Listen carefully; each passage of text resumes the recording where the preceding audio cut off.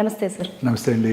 Sir, రీసెంట్గా మనం news చూసాము. కర్ణాటక లాంటి రాష్ట్రాల్లో, చాలా రాష్ట్రాల్లో ఫుడ్ శాంపిల్స్ తీసుకొని పానీపూరి కావచ్చు, పీచ్ మిఠాయి కావచ్చు, ఇంకా సమ్ షవర్మా లాంటి kind of foods, Manchuria including ఏవైతే కలర్స్ వేసి అమ్ముతున్నారో అండ్ కెమికల్స్ వాడుతున్నారో సార్, అవన్నీ క్యాన్సర్ కారకాలు అని ఒక సర్వేలో చెప్పారు. 100% సార్, అందులో ఎటువంటి అనుమానం లేదండి. అసలు ఇప్పుడు తీసుకునే ఫుడ్ ఐటమ్స్ అన్నీ కూడా మీరు చెప్పిన ప్రతి ఐటమ్ కూడా క్యాన్సర్ కారకమేనండి. Sir, starting with cotton candy, పీచ్ మిఠాయి. చిన్నప్పుడు మన ఇద్దరం కూడా తిన్నాం. అవును, మీరు తిన్నారు లేదు తెలియదు, సిటీలో మేము విలేజెస్లో మేము తిన్నాం. ఆ పీచ్ మిఠాయి తిన్న ఆ కలరింగ్ ఏజెంట్లో రోడమిన్ బి అనే టాక్సిన్ ఉంటుందండి. ఓకే, 100% అది క్యాన్సర్ కలిగిస్తుంది. Pondicherry was the first state to ban it, followed by Karnataka, and ఇప్పుడు తెలంగాణలో కూడా బ్యాన్ చేసినట్టున్నారు. అన్ని రకాల కలరింగ్ ఏజెంట్స్ కూడా క్యాన్సర్ కారకాలండి. దేంట్లోనే వాడండి. అన్ని రకాల చైనీస్ డిషెస్లో వాడే ఈ మంచూరియా, ఆ చిల్లీ చికెన్, ఆ కలర్ఫుల్ చికెన్స్ ఉంటుంటాయి బయట రోడ్డు మీద పెట్టి చూపిస్తుంటారు, అన్నీ కూడా క్యాన్సర్ కారకాలండి. 100% వీటన్నిటిని కూడా మనం పూర్తిగా బ్యాన్ చేయాలండి. మీరు చూసారు మన ఈ మధ్య మన దేశంలో తయారయ్యే మసాలాలని సింగపూర్లో కూడా బ్యాన్ చేశారు. కారణం ఏంటంటే అందులో దాన్ని ప్రాసెస్ చేసేటప్పుడు అందులో వాడే కెమికల్స్ క్యాన్సర్ కారకాలు. అలాగే అదంతా ఎందుకండి, మనం రోజు తినే మైదా లేకుండా మీరు ఏమైనా తింటారా? మీ పిల్లలు మీరు ఏమైనా తింటారా? మీరు తినే ప్రతి స్వీటు, ప్రతి రుమాలి రోటీ, ప్రతి బిస్కెట్ లో కూడా ఖచ్చితంగా మైదానే ఉంటుంది. అన్నిట్లో మైదా ఉంటుంది. మీరు తినే malpuri, gulab jamun, any sweet you name it, jalebi, anything, any Indian sweet is made with this white powder, refined powder, maida. ఆ మైదాని వైటనింగ్ చేసేటప్పుడు అనేక రకాలైన కెమికల్స్ వాడటం జరుగుతుంది. దానివల్ల అది ఖచ్చితంగా క్యాన్సర్ కారకం. మైదా ఇది క్యాన్సర్ కారకం. మైదా రోటీస్, మైదా స్వీట్స్, ఎవ్రీథింగ్. మీరు తినే కేక్స్, వాటిలో ఉండే సాచురేటెడ్ ఫ్యాట్స్ ఒబేసిటీ కలిగిస్తాయి, అన్ని రకాల క్యాన్సర్ని కలిగిస్తాయి. సో ప్రతి ఐటమ్ అండి, మనం తీసుకునే ప్రతి ఐటెంలో కూడా మన పిల్లలు తినే ప్రతి పొటాటో చిప్స్ దగ్గర నుంచి అన్ని రకాల ఐటమ్స్లో కూడా ఈ రీయూజ్డ్ ఆయిల్స్ వాడటం, ఈ కెమికల్స్ వాడటం, ఈ మైదా వాడటం. మైదా లేని ఐటమ్ లేదండి. చీపెస్ట్ ఫుడ్ ఐటమ్ మైదా. సో మీరు ఏ హోటల్కి వెళ్ళినా మైదాతోనే రోటీ చేసి పెడతారు.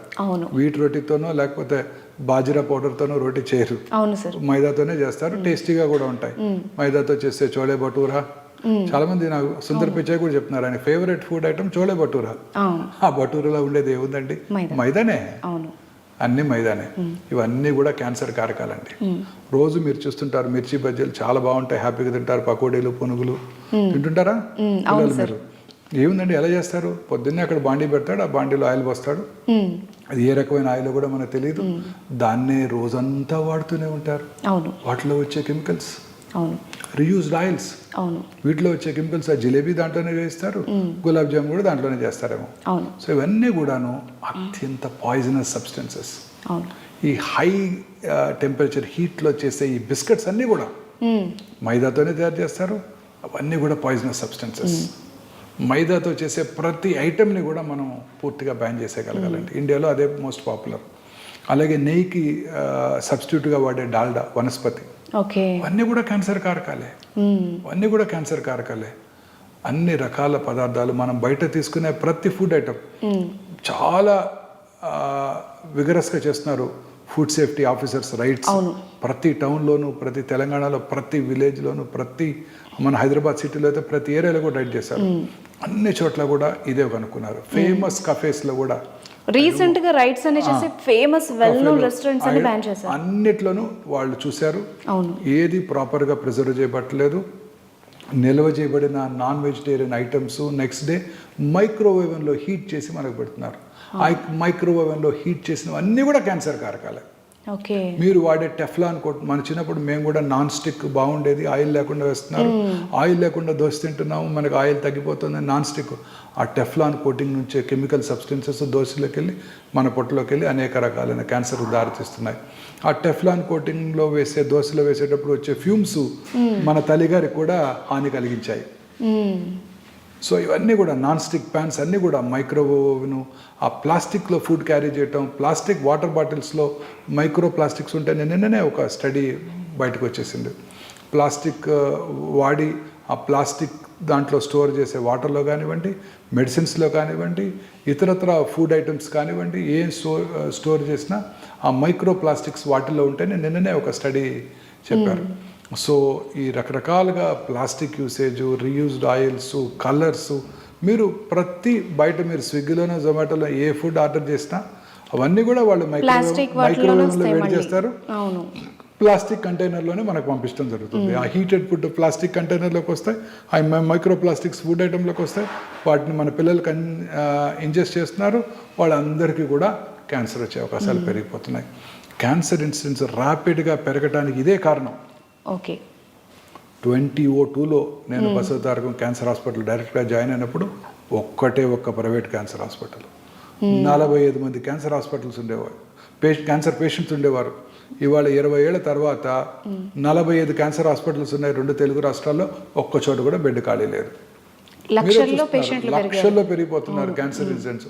దీనికి కారణం ఈ food life style changes, food items.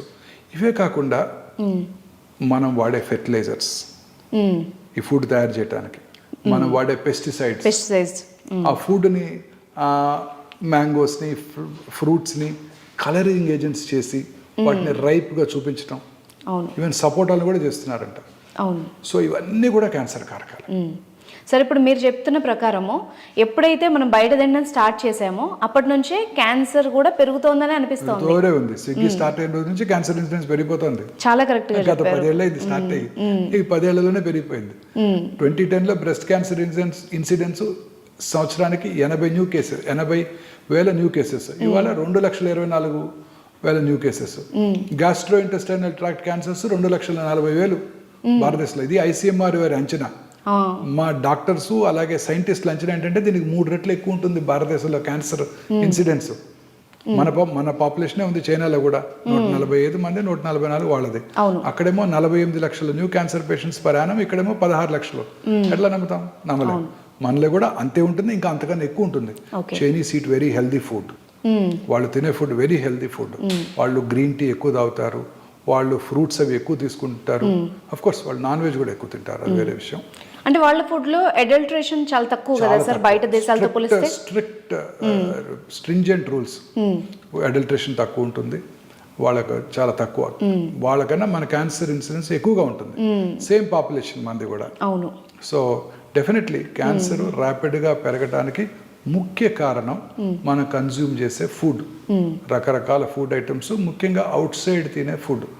So అలాగే రకరకాల ఫుడ్ ఐటమ్స్. మన ఇండియన్ ఇది స్వీట్స్ అన్ని కూడా వైట్ మైదాతో తయారు చేస్తారు. తర్వాత వైట్ రైస్, ఈ వైట్ రైస్ వల్ల కూడా కార్బోహైడ్రేట్ కంటెంట్ ఎక్కువ అవుతుంటుంది. ఆ రైస్లో ఉండే మోస్ట్ ఇంపార్టెంట్ న్యూట్రియంట్స్ అన్ని కూడా తీసివేయబడుతున్నాయి.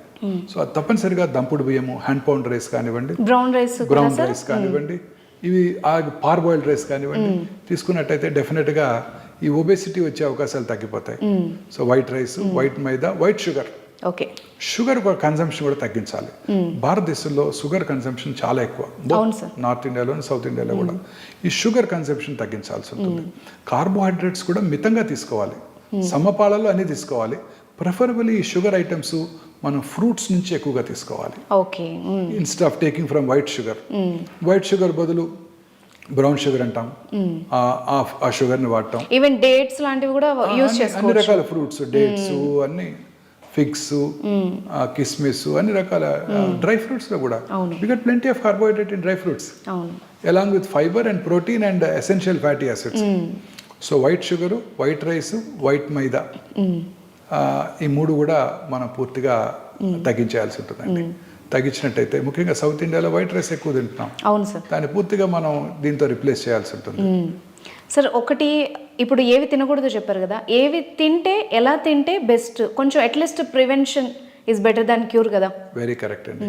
మనం తీసుకునే ఫుడ్ ఐటమ్స్ ముఖ్యంగా ఈ ఫ్రూట్స్, ఫుడ్లో lot of essential nutrients, antioxidants, carrots, beetroots, వాటిలో కూడా యాంటీ ఆక్సిడెంట్స్ ఎక్కువ ఉంటాయి. ఫ్రూట్స్, వెజిటబుల్స్ బాగా ఎక్కువగా తీసుకోవాలి. ప్రిఫరబుల్లీ ఆర్గానిక్ ఫ్రూట్స్, వెజిటబుల్స్ ఎక్కువగా తీసుకోవాలి రెగ్యులర్గా. ఆ తర్వాత ఈ కార్బోహైడ్రేట్ కంటెంట్ని బాగా తగ్గించాలి. అంటే మిగతా సమంగా 50% from carbohydrates, 30% from protein and 20% fat content ఉండాలి మన ఫుడ్ ఐటమ్స్లో. Fatty content especially saturated foods ఎక్కువగా ఉండేవి, processed foods, processed meat, processed foods అన్నీ కూడా ఇప్పుడు రోజు మీకు దొరికేవన్నీ అవే కదా. అవును సార్. పిల్లలు మీరు తినేవన్నీ అవే ప్రాసెస్డ్ ఫుడ్స్, అన్ని ప్రిజర్వేటివ్స్ వేసి నిల్వ ఉంచినవే. నిల్వ ఉంచిన ఫుడ్స్. ఆ ప్రాసెస్డ్ ఫుడ్స్ అన్నీ కూడా పూర్తిగా తగ్గించేసి రెడ్ మీట్ కన్సంప్షన్ కూడా బాగా తగ్గించి మీట్ తినాలనుకునే వాళ్ళు ప్రిఫరబుల్లీ ఫిష్, సీ ఫిష్ ఎక్కువగా తీసుకుంటూ, వీటిలో omega-3 ఫ్యాటీ యాసిడ్స్ ఎక్కువ ఉంటాయి. సో వాటిలో ఉండే న్యూట్రియంట్స్ క్యాన్సర్ని రాకుండా చేస్తాయి. సీ ఫిష్ ఎక్కువగా తీసుకుంటూ, తర్వాత అలవాట్లకు దూరంగా ఉంటూ, ఆ ఫ్రూట్స్లో కూడా అన్ని ఫ్రూట్స్ కూడా మనకి సీజనల్ ఫ్రూట్స్ అన్ని కూడా మనకి వెరీ యూస్ఫుల్. బెర్రీసే కానక్కర్లేదు, అన్ని ఫ్రూట్స్.